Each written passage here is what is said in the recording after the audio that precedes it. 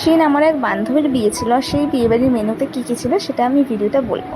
প্রথমে দিয়ে দিয়েছিল রাধাবল্লভী আর চানা মশলা, ওটা দিয়ে খেতে খেতেই আমাদেরকে দিয়ে দিয়েছিল ভাত আর একটা ফিশ পকোড়া ছিল আর স্যালাড।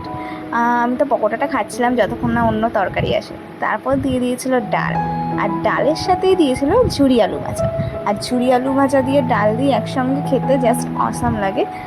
তারপরে আমাদেরকে দিয়ে দিয়েছিল এঁচোড় চিংড়ি, এটা যেহেতু গরমকালের বিয়ে ছিল তাই জন্য এঁচোড় চিংড়িটা ছিল। তারপর আমাদেরকে দিয়ে দিয়েছিল দই কাতলা, আর মাছটা খুব ফ্রেশ ছিল আর খেতেও রান্নাটাও খুব ভালো হয়েছিল। তারপর দিয়ে দিয়েছিল চিকেন।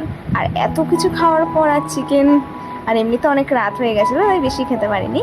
তারপর আমি দুটো রসগোল্লা নিয়ে নিয়েছিলাম। তারপরে ছিল আইসক্রিম